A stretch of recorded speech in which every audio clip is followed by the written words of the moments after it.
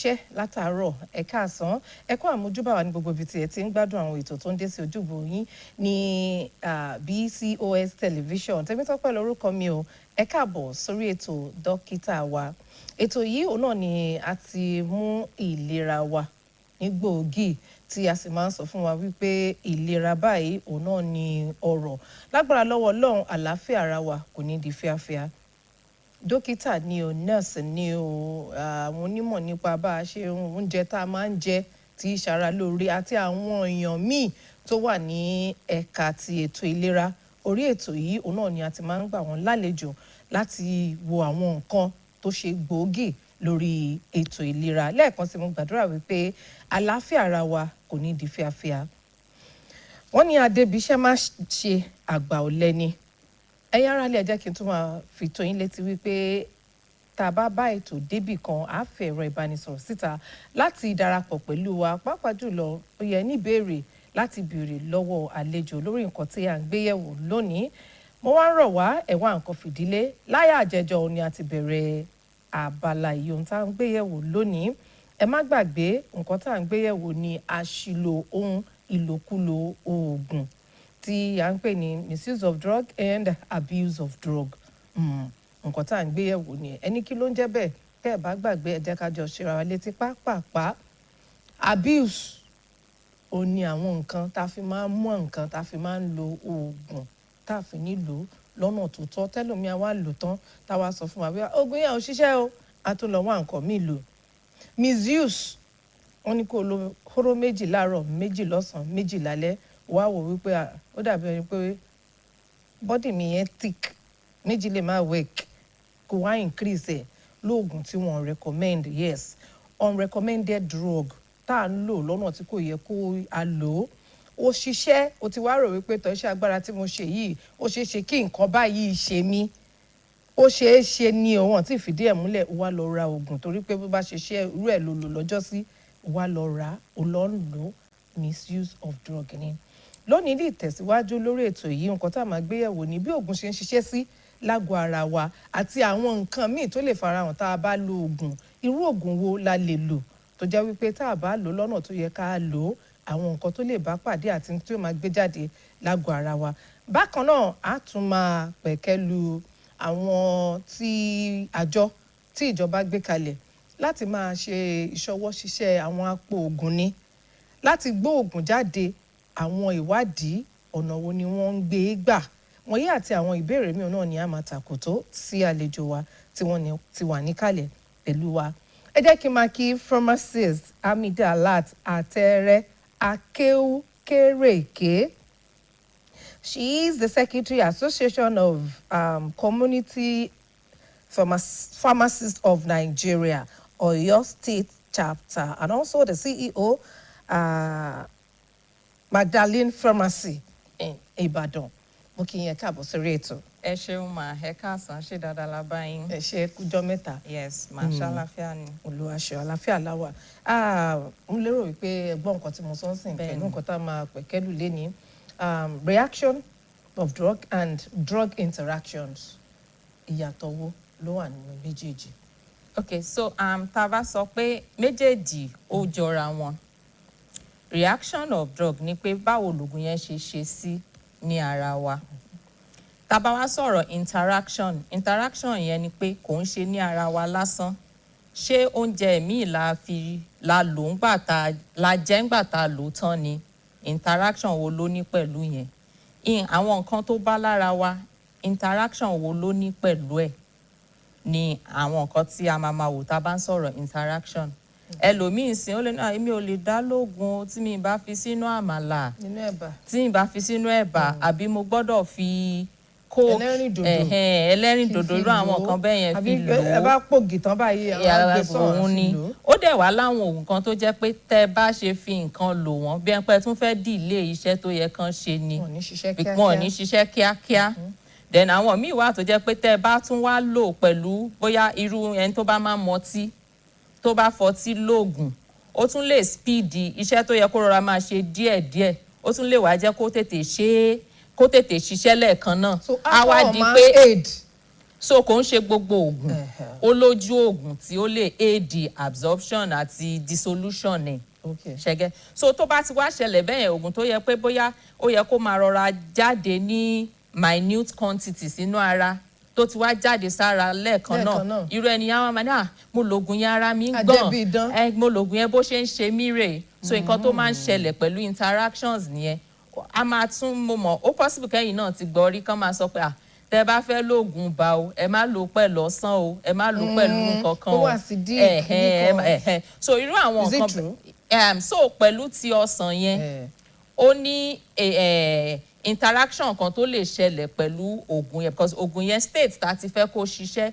ó máa wà ní free radical state ọsàn dẹ̀rẹ̀ òun ní antioxidant property tó fi jẹ́ pé téèyàn bá lò wọ́n papọ̀ lẹ́ẹ̀kan náà ó lè reduce potency àti bó ṣe yẹ kó ṣiṣẹ́ sí. so kálí ok ẹ mọ̀ fún àwọn kan wà tá a sọ ń sìn pé wọ́n bá lóògùn wọn fẹ́ fi nǹkan sí orí ẹ̀ bíi ṣọ́ lè delay àbí kọ́kọ́ mọ̀ sàn. so bẹ́ẹ̀ ni tán bá fẹ́ lò bẹ́ẹ̀ yẹn wọn ò ní jẹ́ kó wà papọ̀ bí ní ìsìnká sọ pé ọsàn yẹn sì wọ́n lè delay for like 2 hours kan tó lò. ok tán bá wá lóògùn tán kan fún wọn ra wọn bíi 2 hours kan tó mu ọsàn because ọsàn náà ní àwọn oore tó ń ṣe ní ara irú ẹni tó bá ní cold nsìn tó tún fẹ́ treat ibà a máa need láti fún ní àwọn oògùn kọ̀ọ̀kan tó lè affect tibà bọ̀ àwa máa ní ẹ má lò papọ̀ o ẹ lo eléyìí nsìn lẹ́yìn wákàtí bíi 2 sí 3 o ẹ wá lo eléyìí. tó bá fúnyàn lóògùn gbà mí ba oògùn bàbá yẹn wọ́n fi tẹ̀fọ́rí sí wọ́n fún oògùn bá sí wọ́n tún kọ vitamin C náà. bẹ́ẹ̀ni a lè lo àwọn yẹn papọ̀. so vitamin C yẹn náà ló wà lára nǹkan tá à ń sọ pé irú yẹn ń sìn yìí tán bá ti kọ́ mógùn bà kéèyàn fi wákàtí sí àárín ẹ̀ kó má ṣe pé bóyá bí 1 hour 2 hours kó fi jẹ́ kí oògùn bà yẹn máa ṣiṣẹ́ lọ kí òun tó tún bọ́ sí àgọ́ ara. ìyẹn ti ọsàn nìyẹn. bẹ́ẹ̀ni àwọn kan wà tó jẹ́ pé they are supplements bóyá multivitamins and all that wọ́n dẹ̀ tún ní ibà malaria yìí tí wọ́n lè lò papọ̀. wọ́n lè lò papọ̀ kò ní dára wọn dúró because the quantity tán ń lò fún supplements kò ní anything ṣe pẹ̀lú oògùn bà tán ń lò ó máa ṣiṣẹ́ lọ́tọ̀ọ̀tọ̀ and usually nítorí pé a ti máa ń dúró kó rẹ̀ wá tán gan ká tó lọ gba treatment a sì need nǹkan tó máa fún wa ní strength ẹlòmíì ò ní lè jẹun mọ́ so inú àwọn supplements yẹn náà ló ti máa ní necessary nutrients tó need àti elements tó máa wà nínú àwọn supplements yẹn so irú ẹni bẹ́ẹ̀ yẹn ó sì máa ní láti lò.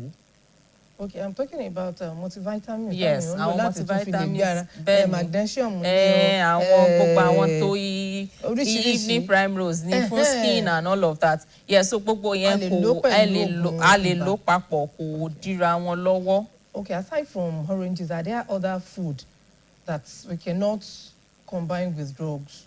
So depending on the peculiarity of those drugs. Okay. Oríṣiríṣi ni oògùn ṣe rí.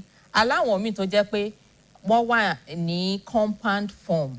They won't compound. So nǹkan tó mì ní pé a fẹ́ lo A ṣùgbọ́n A ò lè dá dúró báyìí as A gbọ́dọ̀ fi B àti C mọ́ kó fi lè dá dúró kó fi wà stable. Kó lè fi ṣiṣẹ́. Yes, kó lè fi ṣiṣẹ́ bó ṣe yẹ kó ṣiṣẹ́. So irú àwọn bẹ́ẹ̀ yẹn tí a bá wá lò wọ́n pẹ̀lú another set of medications wọ́n lè ní interactions tí ò fi ní ṣiṣẹ́ bó ṣe yẹ kó ṣiṣẹ́. Ìpele míì náà tún wà tó jẹ́ pé àwọn oògùn míì tá a bá lò wọ́n mọ́ra wọn á jẹ́ kí iṣẹ́ wọn tún yá sí i. Irú bí ẹni tó bá ń lo calcium àti D3 nsìn D3 á tún augment tí calcium á ṣe wọ ara sí i. Òun ló ṣe jẹ́ pé tẹ bá rí oògùn tó ní calcium ní ó máa tún ní D3 nú. So nǹkan tó kàn wá ń bẹ̀ ni pé kí àwọn èèyàn má máa lògùn without the necessary information. láì ṣe pé wọ́n prescribe ẹ̀ àbọ̀ ní eléyìí báyìí ní kẹ́ lọ lò because ṣé tí wọ́n á rí ara wa ẹ̀ Ọlọ́run dá wa pé gan tí ẹ̀yin ṣe máa react sógùn kọ́ lèmi ṣe máa react sógùn. So in medicine we have something we call fast metabolizers and slow metabolizers. So fast metabolizers yẹn mean pé irú àwọn yẹn nǹkan máa ń tètè digest ó máa ń tètè wà dissolve tó máa ń tètè lọ state ibi tó yẹ kó lọ lára lágọ̀ọ́ ara èèyàn ni. Adẹ̀ láwọn kan tó jẹ́ pé absorption ni o kí oògùn dissolve ni kó wọnú ara wọn ni kó ṣiṣẹ́ bó ṣe yẹ kó ṣiṣẹ́ òkè tó kù jáde lára o àwọn tí wọn process yẹn ó slow fún wọn but all these things èèyàn ò lè rí lójú kó sọ pé bó ṣe rí rè so èèyàn yẹn gbọ́dọ̀ ti lè ṣàlàyé bókùn ṣe máa ń ṣe òun sí fún doctor àbó ti ní ìrírí and that is why it's also good pé kò ń ṣe pé mo lọ sí hospital eléèlé ni tó bá tún dọ̀la ìyẹn ni mò ń lọ so kéèyàn wà consistent so that exactly so that wọ́n ti máa mọ̀ pé history ẹni o irú a ní àwọn kan tó jẹ́ pé oògùn tó bá ní sulfur nú wọn ò lè lò. irú àwọn wo ni. so àwọn yẹn a máa ń sọ pọ́n ní GPD6 deficiency. kí ló ń jẹ́ bẹ́ẹ̀. so ìyẹn just like I said nípa metabolizer or no metabolizer yẹn that particular enzyme ó máa ń bá wa digest oògùn tó bá ní sulfur àtàwọn nǹkan kan ní àgọ́ ara so irú àwọn tó wá ní deficiency yẹn wọn ò ní enzyme yẹn ní good quantity lára tó pọ̀ lára so tí tán bá wá lo oògùn tó ní àwọn sulfur àǹkó yẹn ó máa ń pẹ́ lára wọn ju bó ṣe yẹ lọ á wá máa ṣiṣẹ́ tí ò yẹ kó ṣe lágọ̀ọ́ ara wọn tó tún wá lè fa àwọn reactions tẹ́ ń sọ pé èèyàn lè rí irú ẹni yẹn bẹ́ẹ̀ yẹn sìn ó lè máa ní dark spots lára so òun ló ṣe jẹ́ pé gbà míì tán bá fẹ́ fún ẹlòmíì lógún wọ́n á ní do you react to sulfur. torí ẹ̀ náà ṣe máa ń béèrè eré tó bá ti ń react to sulfur yes bí àwọn oògùn wo ni sulfur. okay so bẹ́ẹ̀ ni àwọn bẹ́ẹ̀ nǹkan tó ṣe jẹ́ pé a máa ń wà careful not to say so much of oògùn ni pé kó má ṣe pé téèyàn bá ṣe ń sọ lẹ́lòmíì àti máa kọ́lẹ̀ ta ní nǹkan tó kù tóun fẹ́ lọ máa rà nìyẹn. just tell us what sulfur is all about and yes sulfur ó wà inú àwọn oògùn tó common jù tí àwọn èèyàn máa ń abuse jù tí sulfur wà ní septrin. a dẹ̀ mọ̀ pé most people the next tán bá ti ń ṣe pé nǹkan ṣe wọ́n báyìí wọ́n ti ń lọ di septrin yẹn ó fẹ́ dàbí pure water ni kò dẹ̀ ń ṣoògùn tó yẹ kéèyàn máa lò without prescription. so irú yẹn báyìí ó ní sulfur. irú yẹn bẹ́ẹ̀ yẹn ó ní sulfur. fansida náà oògùn tán fi máa ń prevent kéèyàn máa ní malaria ìyẹn náà ni.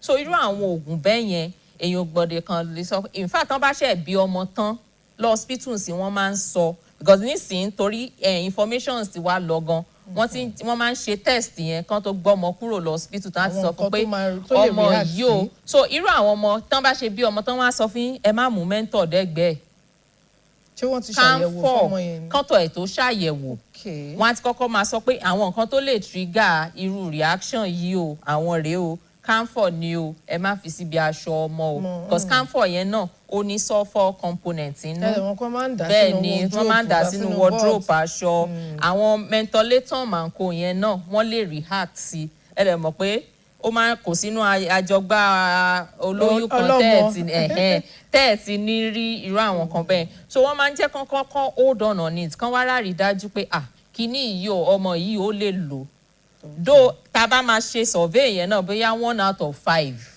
ló máa ní irú kíní yẹn but ó better kéèyàn wá informed kó mọ̀ pé irú nǹkan báyìí ló lè ṣẹlẹ̀ o kéèyàn má kàn ṣàdédé máa lò ó bó ṣe yẹ. Alright. So díẹ̀ náà èèyàn gbọ́dọ̀ lọ sí hospital kó jẹ́ àwọn akọ́ṣẹ́mọṣẹ́ dókítà ní o àpò oògùn la máa rí wọ́n fi lè béèrè lọ́wọ́ wa ṣé ẹ̀ kí n react sí nǹkan báyìí ṣé ẹ̀ kí n react sí nǹkan báyìí like irú sulfur tẹ̀sán yẹn I'm hearing it for the first time. In fact Sherry, there was a time tí oògùn ibà kan circulate tán wá ní fake lóògùn yẹn o oògùn yẹn ò dá ní nǹkan tó ṣẹlẹ̀ sẹ́ni tó lò nìyẹn it wasn't like oògùn yẹn ò dá but ẹ mọ̀ pé information tá a bá ti gbé síta òun náà lè everybody àkàn máa they might not even get to know the basis so nǹkan tó ṣẹlẹ̀ sẹ́ni yẹn ni pé ó lọ lo oògùn tó ní sulfur nú tó dẹ̀ lè tí ara ẹ̀ ò dẹ̀ lè accommodate òun ló ṣe ara pé ẹni yẹn look so burnt tójú ẹ̀ jóná mi mọ̀ bóyá ẹ rántí story yẹn gbà yẹn tán fi wá sọ pé oògùn tó lò ó dání so nǹkan tó really ṣẹlẹ̀ sí ẹni yẹn ni so pé èèyàn kan sọ pé àgbà tó rí fọ́ mi nǹkan báyìí mo lò ìwọ náà wá gbà is not a good practice. àwọn kan àti pé physical appearance lẹ́tẹ̀ rí yẹn wọ́n ní oògùn yẹn gbà táwọn lò tán ó wá wú nǹkan sílẹ̀ lágọ̀ọ́ ara wọn. So it's a reaction to yes pé bóyá nǹkan tó irú ẹni yẹn bẹ́ẹ̀ yẹn sì just like we have said for some people it might not even look like burns wọ́n kàn máa rí pé ara ń yún wọn nǹkan tán máa rí nìyẹn and there are some medications too tó jẹ́ pé téèyàn ò bá lò quantity tán ní kéèyàn lò irú yẹn náà lè trigger so many things in the body system. Òun ló ṣe jẹ́ pé aláwọn oògùn kan tán máa ń pè ní prescription medication only. Tẹ́ ẹ̀ bá múwèé dé ọ̀dọ̀ ẹni tó ń ta oògùn pé dókítà ló ṣàyẹ̀wò mi o wọ́n dẹ̀ ní nǹkan tí mo ní ìdí wọn ò ní fún èèyàn. Because in as much as we are saying pé oògùn dáa ó máa fi take care sickness téèyàn bá ní bógùn yẹn ṣe dá lára tó náà ló tún jẹ́ bí poison májèlé. We say all drugs are poison. Reason tá a dẹ̀ ṣe máa ń sọ bẹ́ẹ̀ ni pé oríṣiríṣi research ló máa ń rọ lórí àwọn oògùn yìí. So same way tá a ṣe máa ní tá a bá fẹ́ fi iyọ̀ sọ́bẹ̀ o 1 teaspoon o ẹ mọ̀ tó bá ti kọjá 1 teaspoon bóyá ó máa já tọ́bẹ̀ yẹn ò ní dùn mọ́. Yeah, so same way náà ni àwọn oògùn yẹn ṣe wà formulated ló ṣe jẹ́ pé ẹ máa rí pé eléyìí o wọ́n kọ 500 milligram eléyìí wọ́n kọ 5 one will now be wondering pé 500 pọ̀ ju 5 lọ ṣé lè àwa ṣiṣẹ́ báyìí. Wọ́n ti ṣe ìwádìí lórí ẹ̀ wọ́n mọ̀ pé téèyàn bá lo that particular quantity ló máa ṣiṣẹ́ lára tí ò dẹ̀ ní ìpalára ní ara. So èèyàn gbọ́dọ̀ ní àwọn informations yẹn kò kàn ṣe bẹ́ẹ̀ ṣe sọ́ngbà tẹ open program yìí náà pé kéèyàn wà pa ara tèmi yí ṣe rí gbogbo ara tèmi gbogbo ara tèmi yí ara tèmi ṣe yẹn gan ó tiẹ̀ tún wá níbi tó ń fàbọ̀ sí. Of recent is exactly history kidney failure ti pọ̀ gan sìn kidney failure liver failure àwọn oògùn tá à ń lò yìí tára bá ti mú ètò fẹ́ tán kidney àti liver ló máa bá wa kó ètò kù pé ok eléyìí ò ní wúlò fara o kó máa jáde. Téèyàn bá ti wá ń lògùn nígbà tí ò yẹ kó lò àbó ń lo overdose ṣe mọ̀ pé bí mo máa ń fa analogy yẹn wé ọmọ lọ téèyàn tá a fi ń lọ nǹkan tàbí blender téèyàn bá ti ń lò jù tàbí tó ń stuff nǹkan sínú ẹ̀ ṣe mọ̀ pé at a point ó kàn máa tiẹ̀ lóhun òṣìṣẹ́ mọ́ àwa múná. So bí ọ̀rọ̀ liver àti kidney wa ṣe ṣe wà nìyẹn tá a bá ti ń overload ẹ̀ pẹ̀lú àwọn nǹkan tí ò need àwa di pé kò ṣiṣẹ́ mọ́ àwa di pé wọ́n sọ pé ẹni yẹn ti need kidney transplant àbí ẹni yẹn ti ní kó lọ fún dialysis. Most of these things ètò àfọwọ́ fà ló pọ̀ jù ń bẹ̀. There was a time tí àwọn anti-malaria drugs wọ́n ní àpò tó bá ti lò tán kẹ́ mu milk. And so yes, from what we have also said milk ó máa ń jẹ́ kí absorption àwọn anti-malaria drugs yẹn kó wà faster. Yes. So tá a bá ń treat malaria lọ́wọ́. ẹ lè fi milk lo oògùn malaria. àbí ká kó wà nínú diet wa. bẹ́ẹ̀ni yes. ó máa in fact fún àwọn ọmọ kékeré gan èmi máa ń advice kí àwọn parents wọn ẹ mọ̀ pé ọmọ kékeré òun fẹ́ lóògùn. àtàn bá ṣàrípẹ̀jù nǹkan sí milk wọn á wà curious. If you can dissolve their medication the anti-malaria in milk ó tún máa jẹ́ kí absorption yẹn kó wà faster because most anti-malarias work faster with fatty foods. Okay. So okay. milk, Anti-malaria but in our society now if I feel headache mo tún wá wò pé ọ̀dà rẹ̀ kó fẹ́ máa rẹ̀ mí díẹ̀ fún ara a diagnose rẹ̀ tó bá ti lo anti-malaria báyìí tí kò lọ. wọ́n ti lọ mú mi. No antibiotics ní typhoid. òun náà ni mò ń sọ. pápápá. wọ́n ti sáré treat ara wọn. Okay now ó ti wá ń lo anti-malaria wọ́n tún fún lóògùn kí lorúkọ ẹ̀ ó dẹ̀ ti gbọ́ pọ́n ní kó máa lo milk so ó lè lo milk mọ́ àwọn oògùn yẹn. ó lè lo milk mọ́ àwọn oògùn yẹn pẹ̀lú ti oògùn typhoid.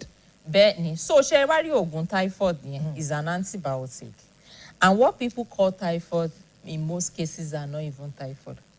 a máa ń rí cases táwọn èèyàn ní àpéyà tí n bá ti ń lo oògùn malaria mo gbọ́dọ̀ lo antibiotics kò di dandan kó jẹ́ bẹ́ẹ̀. ṣé chemist ní ká pè wọ́n. ẹ̀tọ́ ṣàpé ṣàpọ̀ àwọn ni òun ò ká pé ni. so ṣe rí gbogbo ìgbà kò ń ṣe gbogbo ìgbà lèèyàn gbọ́dọ̀ treat malaria kó lóògùn kó tún wá lo antibiotics. Fine symptoms yẹn máa ń jọra wọn tí gbogbo àwọn tó bá láwọn ní typhoid lénìí tá a bá kó wọn lọ lab lọ ṣe test ẹ máa rí i pé 90% wọn ò ní typhoid malaria yẹn so ṣe wá rírú àwọn oògùn yẹn gan ó tún wá ní nǹkan tá a fi ń fà à ń pè kíní yẹn ní drug resistance. tí ò ṣe tó ń lóògùn fún so ara gan ti wá wà use mọ́ oògùn yẹn tó fi jẹ́ pé ńgbà tí ara bá need oògùn yẹn kò ní ṣiṣẹ́ mọ́ nǹkan tá à ń pè ní antibiotic drug resistance yẹn. in fact ibi tó dẹ̀ lè dé nsìn àwọn antibiotics tó gbóná gan tó jẹ́ pé tán bá ṣe operation fún yàn tó yẹ kán lò gbogbo wọn ni àwọn èèyàn ti ní resistance sínsìn nítorí pé ìlòkulò ẹ̀ náà ni ṣe mọ̀ pé bí gbogbo wa ṣe ń survive pé Nàìjíríà mo gbọ́dọ̀ survive ṣe ráwọn kòkòrò yẹn náà wọ́n smart àwọn náà fẹ́ survive so tẹ bá bẹ́ẹ̀ ni ó ń kálukú ló ń hustle bó ṣe máa gbélé ayé live and let others live ṣe get so tẹ bá ti wá introduce ẹ̀ sí wọn lẹ́yọ̀kọ̀ọ̀kan ẹ mọ̀ páwa nísìnyí a ti mọ̀ pé ok a fẹ́ kí o lè délé wa àti rajá àti ṣe fence àti ṣoríṣi so àwọn náà pa oògùn yìí kó tó dọ́dọ̀ mi o barricade wo mo lè ṣe sí so tẹ́ bá ti wá introduce kékeré àwòká ṣé tí kékeré ṣe ń ṣiṣẹ́ ni ok màá wá tí mo ṣe exact àwọn màá wá tí mo ṣe lè compact ẹ̀ so when the things are not when nothing is wrong tá à ń lo oògùn yẹn bí ẹ pa ń kọ́ wọn ni à ń kọ́ wọn exactly so by the time they come back with full force and fight and also fight for survival.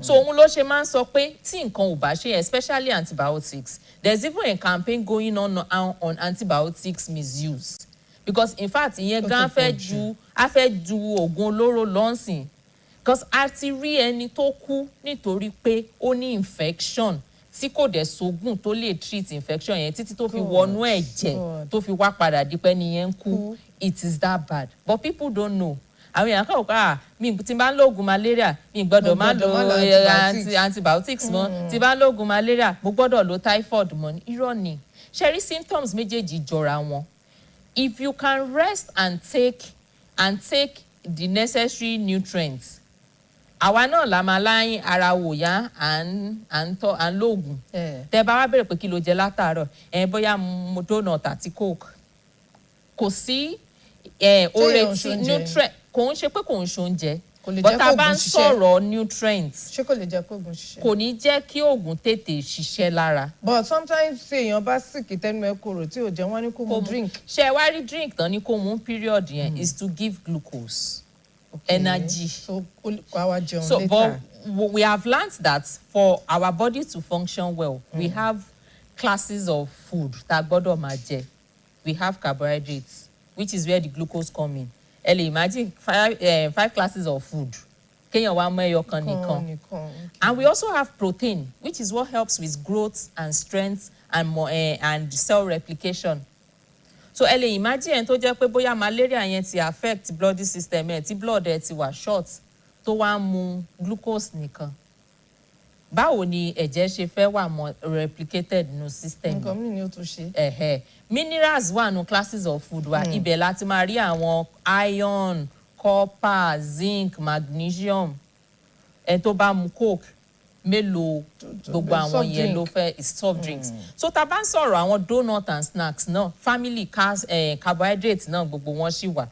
So a gbọ́dọ̀ balance ẹ̀. So when we are talking kógùn náà bá nǹkan lára kó lè ṣiṣẹ́ dára. Usually for medications to even work our body system must be well equipped. Is it true that àwọn oògùn kan wà ọ̀nà ló ń fa ọgbẹ́ inú? Bẹ́ẹ̀ ni téyàn ò bá lò bó ṣe yẹ kó lò. How? So now there are some medications that máa fi analgesic ṣe example. Oògùn ara ríro. Oògùn ara ríro. Púpọ̀ nú oògùn ara ríro ló lè fa ọgbẹ́ inú. 1 téyàn bá lò sínú ó fi fò. 2 téyàn bá ń lò jù. Irrespective of oògùn ara ríro no matter how little. Most oògùn ara ríro bẹ́ẹ̀ ni no matter how little. Irú mo rí donut mo rẹ́lẹ́rìn dòdò mo fi lògùn yìí. Ó kò bá ti bí iṣẹ́ mọ̀ ikùn wa ó ní àwọn protective wall kan. Tá a bá dẹ̀ máa feed the right gbogbo ẹ̀ máa wà exposed ni. Ṣé tí wọ́n rí àwọn ẹlẹ́rìn dòdò tá a mú yẹn you know they are carbonated. Yes. So they have a bit of acidic content in them. Yes. Táwọn náà lè máa affect lining ní ikùn. Ṣe bó ṣe ṣì yẹn tó ń dùn mọ́ wa yẹn òun náà ní nǹkan tó ń ṣe ní àgọ́. In fact I máa advise èèyàn tó bá ní ebi ń pò wọn ò tí jẹ nǹkan kan first thing tó bá máa fi tẹ́lẹ̀ nu gan kọ́ should not be those carbonated drinks. Because there's a way it will affect. Fine, ẹ máa ní relief yẹn at that moment. But it will affect the system. Okay, so also àwọn oògùn ara ríro. Bẹ́ẹ̀ ni ẹ máa rí pé most times wọ́n sọ pé ẹ jẹun kẹ́ ẹ tó lò ó. That's the science behind it. Because téyàn ò bá ti jẹun ó láwọn lining ní nǹkan tó máa lọ máa affect táwa máa jẹ́ kó di bí ọgbẹ́ inú. Ọ̀sà là ń sọ̀rọ̀ nípa ẹ̀. So àwọn oògùn tó máa ń fa ọ̀sà pọ̀ most especially ètà dẹ̀ máa misuse jù ní oògùn ara ríro ẹlòmíì gan sìn wọ́n á ní kó fomi lò ó lè ní ẹ jẹ́ irun jẹ ṣé bá ti irun jẹ ó ti dá tán ẹlòmíì sìn wọ́n á kàn dá sẹ́nu ni wọn ò ní fi omi lò ó ẹlòmíì sìn yìí wọ́n á ní kó lo méjì á ní ara mi yìí á lo mẹ́rin. àwọn caplet yẹn ń kọ́ ẹlòmíràn ní rọ́bà ní kíní yẹn báyìí. kan yọ kó lè tètè wọlé there's a story behind all of those things tán ti ṣe ṣe rí àwọn tán fi sí caplet yẹn ó lè jẹ́ pé nítorí pé bóyá tó bá dénú nǹkan àwọn enzymes kọ̀ọ̀kan wà tó lè bàjẹ́ náà ṣe fi sínú nǹkan tán fi sí or kó má wà too harsh lórí system pé kó lè lọ́ra máa release díẹ̀ ló ṣe jẹ́ fún so there's a reason for putting all those medications in their formulations tán wà àwọn míì wà tó jẹ́ pé olómi ilẹ̀ ti máa rí wọn kán lè tètè ṣiṣẹ́ kó lè wà palatable láti lò so there's reason behind téèyàn bá ti wá ń sọ pé òun gbọ́njú àwọn tó ṣe lọ jẹ́ ìṣe bẹ́ẹ̀ so irú àwọn kan bẹ́ẹ̀ ló máa ń sábà fà tán fún máa ní àpẹ́ oògùn báyìí o bó ṣe react lára mi. Okay, I think we've exhausted all our questions. We can't, but then we just have to end it there. On drugs, let's move on to injections. All right, ma. Ẹlòmíì mo ti ríyàn tó gba injection tó jẹ́ pé àbá lọ bè báyìí ẹsẹ̀ sún kì ní. Bẹ́ẹ̀ni ṣẹ́rí for èmi and for all health workers which I know very well except ẹni tí ò bá kọ́ṣẹ́ mọṣẹ́ injections are supposed to be the last point of call. Injection. Bẹ́ẹ̀ni. Ó ń ṣiṣẹ́ àjẹbàjẹ́. Ṣé wàá mọ̀ pé nǹkan táwọn èèyàn sọ ni àpòhùn ló máa ń tètè ṣiṣẹ́ lára mi ṣẹ́rí bó ṣe ń tètè ṣiṣẹ́ lára yẹn náà ni tí wàhálà ẹ̀ bá dé ló ṣe máa tètè ṣiṣẹ́.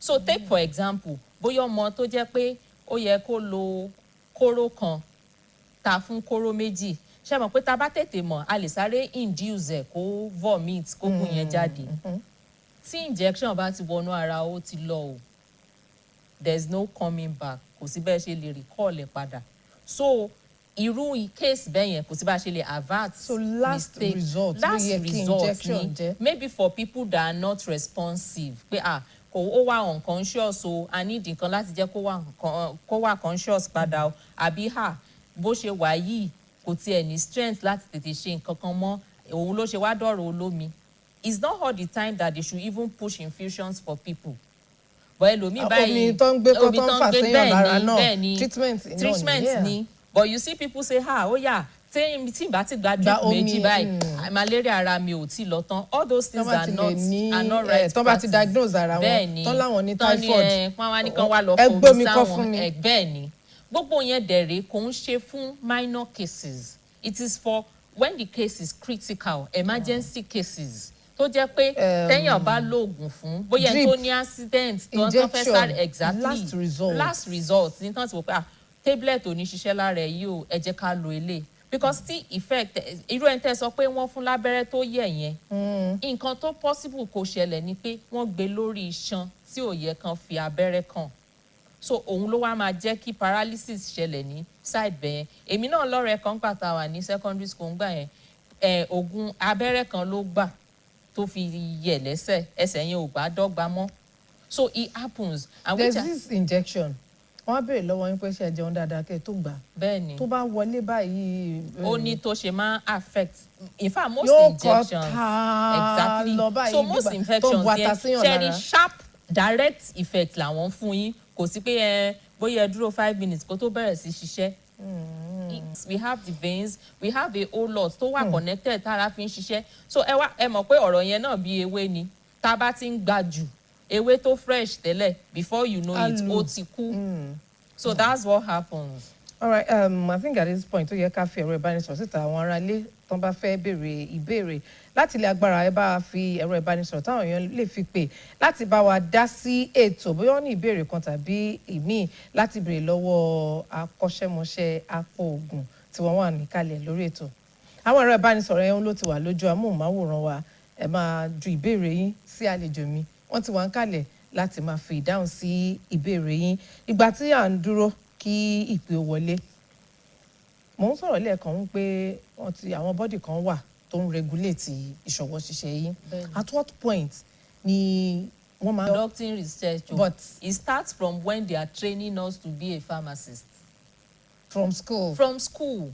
Then you will do exam. A máa ṣe exam o pé mo jẹ́ pharmacist lénìí mo ní license tí mo fi lè practice. Yes. So they regulate us from the beginning.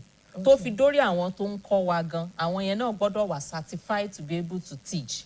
Even the curriculums that they are teaching us, yes, they look into all of those process to see that is this appropriate.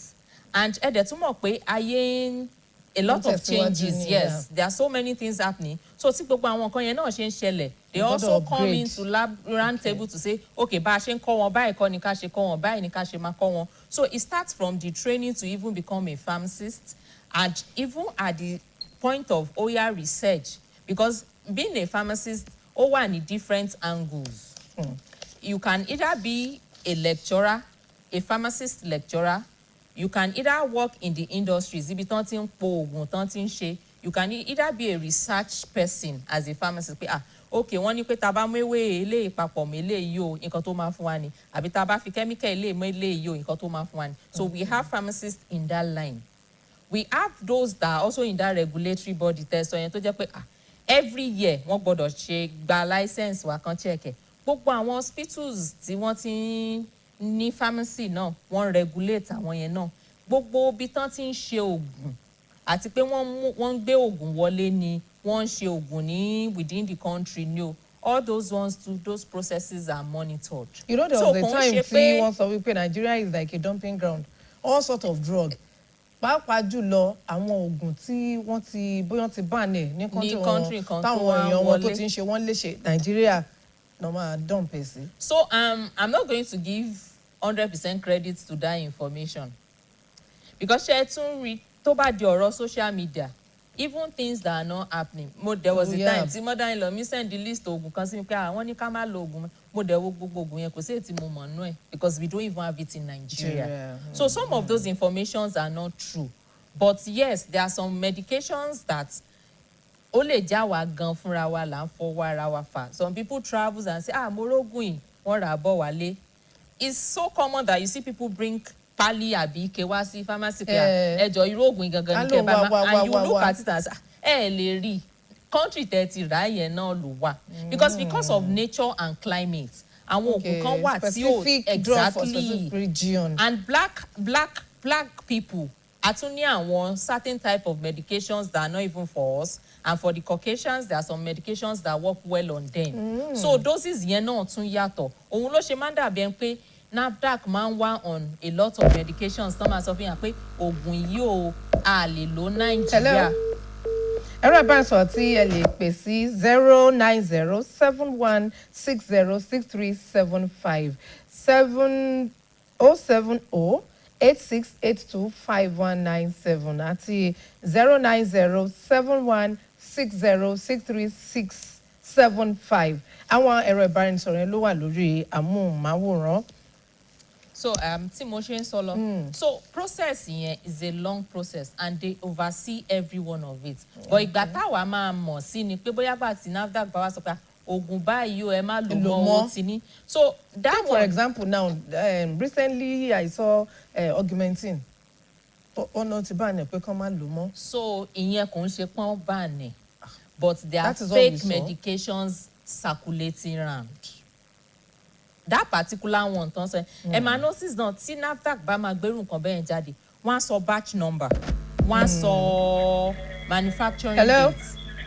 Ẹ kú iṣẹ́ o. Yes sir, ẹ káàsán sir. Ẹ káàsán o. Orúkọ yín àti bìtẹ̀ tí ń pè sir. Ọládélé lórúkọ mi láti agbègbè airport ní Ìbàdàn. Ẹ ṣé sir, ìbéèrè yín. Ìbéèrè mi fún dókítà wa àti àdúrà mi fún yín ní pé ọlọ́mọdé wọn máa mọ̀ ṣe. Àmín. Àti ẹ̀yin náà kì í ẹ̀mí tọ́kùn ẹ̀mí ṣiṣẹ́ ṣe. Àmín. Ẹ dákun dókítà wa.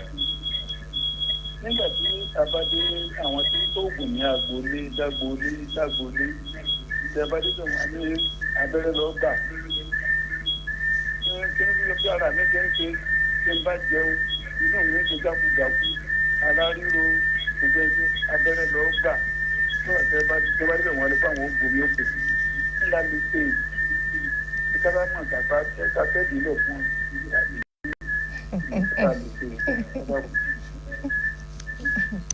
So dádì ṣe rí.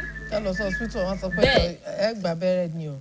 tí wọ́n bá dé hospital wọ́n máa ṣàyẹ̀wò kan tó ní pé abẹ́rẹ́ náà gbà ẹni tó bá yẹ kó gba abẹ́rẹ́ náà máa sọ abẹ́rẹ́ fún bọ́sẹ̀ tó bá ti ń dọ̀rọ̀ àwọn chemist agboolé yẹn àbí ibi tán ti ń ṣe ṣàpọ̀ṣe yẹn àwọn lè má ní best interest yín nú owó tán fẹ́ gbà lọ́wọ́ yín ni irú yẹn dẹ̀rẹ́ kán tó sọ pé báwo náà ṣe fẹ́ rówó gbà lọ́wọ́ yín tán bá lẹ́ máa gba abẹ́rẹ́ tán bá láwọn á fún yín lómi.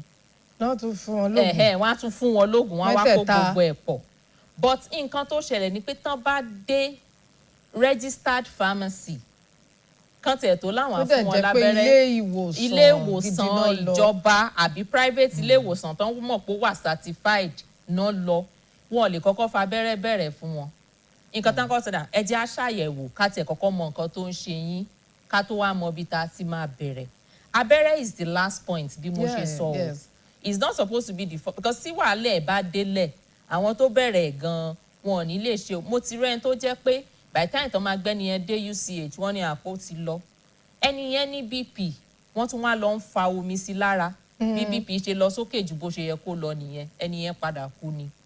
but there are some drips wọ́n láti fi sínú nǹkan fún mi kí BP ṣe lè lọ́lẹ̀. ẹ so ó pé oríṣiríṣi. hello ẹ jẹ́ ká pàkẹ́. ẹ kúrọ̀lẹ́ sá orúkọ yín àti tẹ̀sí ń pè. adéyàgbé orúkọ mi láti olódò dókítà ní fẹ́ bá sọ̀rọ̀. wọ́n ń gbọ́ yín. adéyàgbó láti olódò. ìbéèrè yín.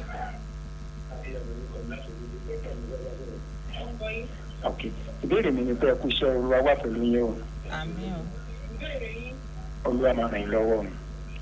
àmín sà. ìbéèrè mi ni pé ǹjẹ́ láwọn hospital àtijọba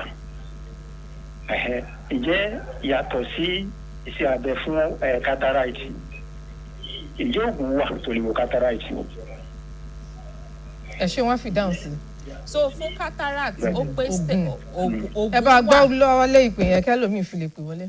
oògùn wà fún cataract but wọ́n gbọ́dọ̀ kọ́kọ́ ṣàyẹ̀wò kán mọ level tó wà pé ṣé level tí oògùn lè ṣe ni àbí level tí iṣẹ́ abẹ lè ṣe. ààrẹ lómi tó jẹ́ pé tó bá tètè lọ wọ́n oògùn ojú yìí o eléyàtẹ́lẹ̀ ní kẹ́ lọ máa lò kẹ́ wá máa padà wá fún àyẹ̀wò tó bá ṣiṣẹ́ nǹkan tẹ́ máa lò nìyẹn. ṣùgbọ́n ìtorí pé a ní culture check up ní àyíká wa ẹ̀ nǹkan ti máa ń fẹ́ dojú gẹ́ ká tó dípa jáde so tó bá ti ń dé òun ló ṣe máa ń dàbẹ̀ pé wọ́n máa wò pé àwọn dókítà mi ò tiẹ̀ mọ̀jú ṣe abẹ lọ tó bá ti dé stage pé nǹkan tó kù nìyẹn nǹkan tó máa padà ṣẹlẹ̀ but téèyàn bá ti rọra wò pé kíní ń ṣe mí báyìí tó wá lọ sílé ìwòsàn tán tètè ṣàyẹ̀wò ìmí inú ẹ̀ gan ó lè jẹ́ pé kán lè ní bàbá ṣe ẹ má jẹyọ̀ mọ́ bàbá ṣe irú nǹkan báyìí lẹ má ṣe ẹ má ṣe mọ́ that can also be treatment but tá a bá ti tètè lọ débi tá a tètè sọ fún wa pé àwọn nǹkan báyìí ló ń fa o ẹ tètè ṣọ́ra ṣe o tá a wá ń lọ ní point tó ti fẹ́ dojú gẹ́ tó jẹ́ pé tán ò bá tètè ṣe iṣẹ́ abẹ yẹn gan ó tún lè fa nǹkan míì òun ló ṣe máa ń dàbí ẹni pé wọ́n máa wò pé ilé ìwòsàn míì báyìí kẹ́ ẹ̀ ní tí sọ wọ́n á ti níṣẹ́ abẹ ni ìtorí time téèyàn present sí náà ló ń farú nǹkan bẹ́ẹ̀. lọ́pọ̀ ìgbà ilé ìwòsàn recommend oògùn wọ́n á fún yín níwèé ẹ máa dé pharmacy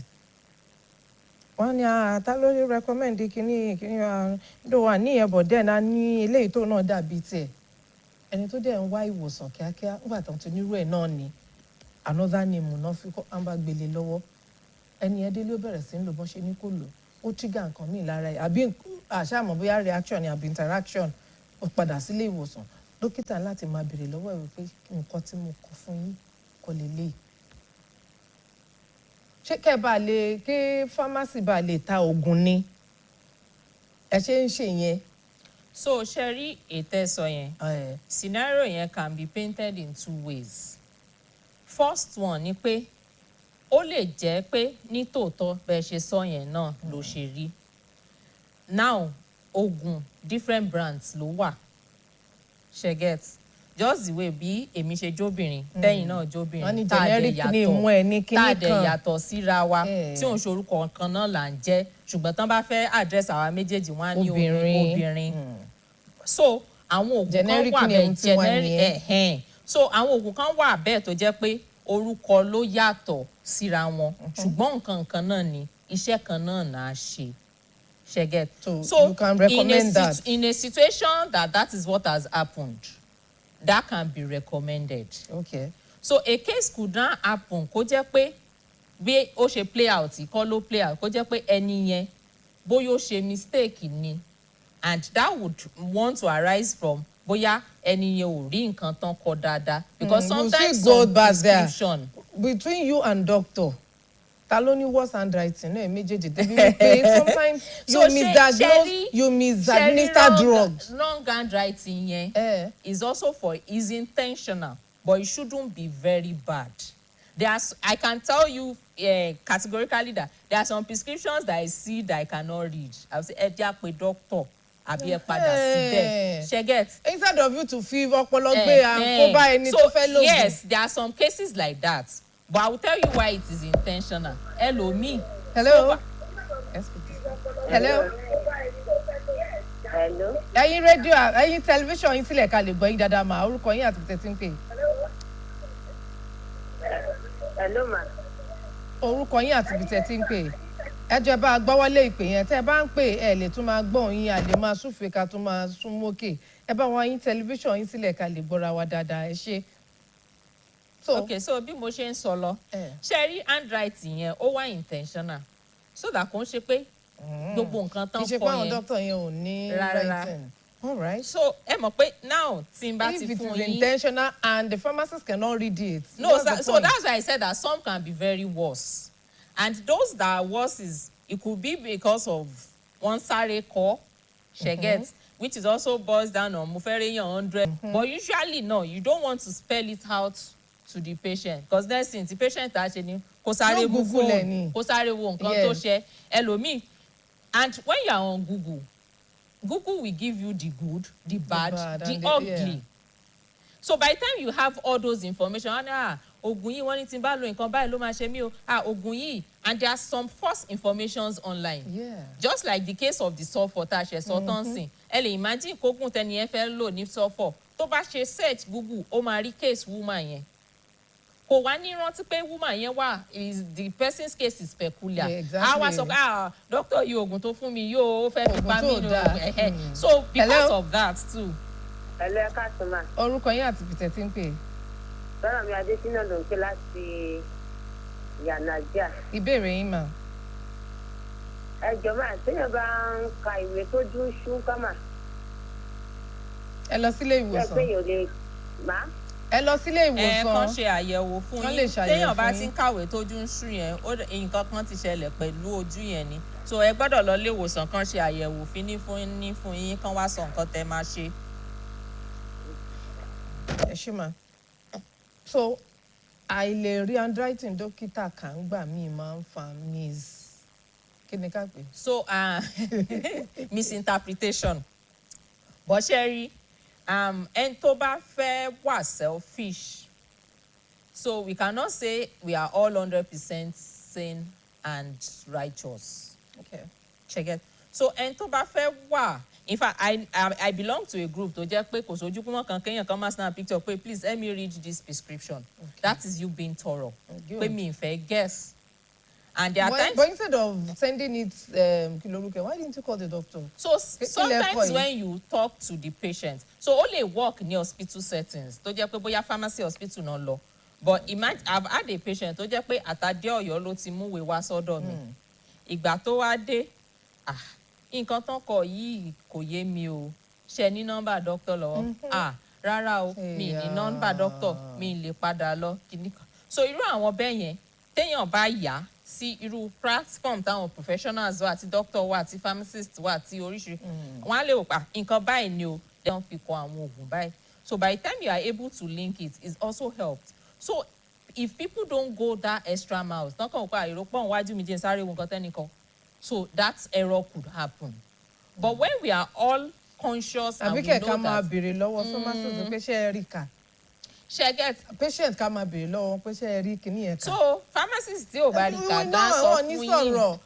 But when you look at them you will know pé nìyẹn ò get nǹkan tó ń kà. So bóyá ètò bá ṣe bẹ̀rẹ̀ iṣẹ́. Ṣé get. There are some ṣẹ́ẹ̀rí tí ń bá rí oògùn 5 tán bá kọ oògùn 5